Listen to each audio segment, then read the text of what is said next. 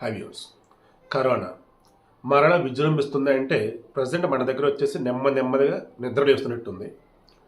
సింగపూర్లో వారానికి 50,000 కేసులు నమోదవుతాయి. మలేషియాలో కూడా అలాగే ఉంది.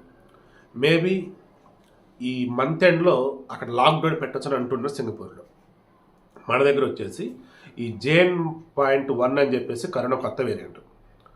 ఇది వచ్చేంటి మొన్నటి వరకు చైనాలో ఇప్పుడు కేసులు పెరిగిపోయినాయి కదా, దానికి కారణమైన వేరియంట్ ఇది. మన కేరళలో ఒకరికి డిటెక్ట్ అయింది.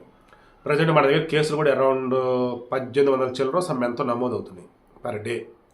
ఒక్కసారిగా ఈ మధ్యకాలం చూస్తే ఎక్కువ నమోదైనట్టు. మొన్న ఆల్రెడీ ఒకరు చనిపోయారు. దాంతో అన్ని రాష్ట్ర ప్రభుత్వాలు మరలా కేంద్రం అలర్ట్ చేసింది. ఇమీడియట్గా ఏవైతే పెద్ద హాస్పిటల్స్ ఉంటాయో అక్కడ బెడ్స్ రెడీ చేసుకోండి. అండ్ జీనోమ్ సీక్వెన్సింగ్ చేస్తూ ఈ వేరియంట్ అనేది కొత్తదా పాతదో చూసుకొని దానికి తగ్గట్టుగా ఐసోలేషన్లో ఉంచి ట్రీట్మెంట్ ఇవ్వండి. అండ్ ఎవరైతే అయ్యప్ప స్వాములు కేరళకు వెళ్తూ ఉన్నారో ఈ కొత్త వేరియంట్ కేరళలో ఎక్కువగా ఉన్నాయట. సో కాబట్టి అయ్యప్ప స్వాములు జాగ్రత్తగా మాస్క్ వాడతాం, కానీ డిస్టెన్స్ అంటే ఫిజికల్ డిస్టెన్స్ కష్టం అక్కడ, బట్ జాగ్రత్తగా ఉండండి అని అంటూ ఉన్నారు. ఈవెన్ వచ్చేటప్పుడు కూడా కేరళ అటు ఇటు తిరగటాలు, అక్కడ ఏమైతే తాగటాలు ముట్టుకోవటాలు కూడా చేయొద్దు. ఈ ఒక్కసారికి డైరెక్ట్గా ఇళ్ళకి వచ్చేసండి అని చెప్పేసి అంటున్నారు. సో దీని లక్షణాలు ఏంటి అన్నప్పుడు నార్మల్వే, జలుబు, దగ్గు, జ్వరం, చెస్ట్ దగ్గర పెయిన్, బాడీ పెయిన్స్ లైక్ ఇటువంటివి. అయితే మెయిన్గా చెప్తున్నది ఏంటంటే మీరు గతంలో వ్యాక్సిన్ అనేది తీసుకొని ఉంటే ఇది ఏం చేయదని మీరు అనుకోవద్దు. ఇది అంతకన్నా స్ట్రాంగ్గా ఉంది.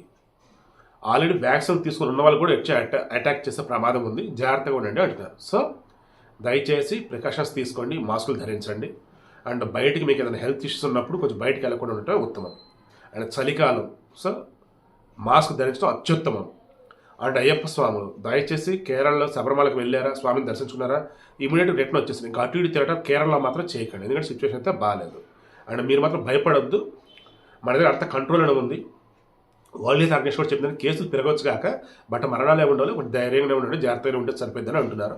కేంద్ర ప్రభుత్వం కూడా అదే చెప్పింది, అందరూ అలర్ట్ చేసింది.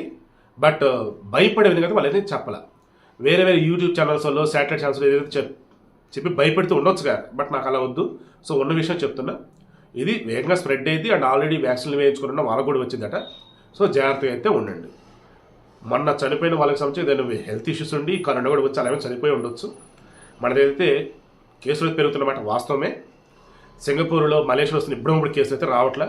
ఒకవేళ అక్కడ టెస్టులు చేస్తున్న అక్కడ టెస్టులు చేయట్లేదు మీరు అనుకున్నట్టయితే అది కూడా అయి ఉండొచ్చు. బట్ చలికాలం కరోనా కేసులు పెరుగుతున్నాయి, కొత్త వేరియంట్లు, జాగ్రత్తగా అయితే ఉండండి.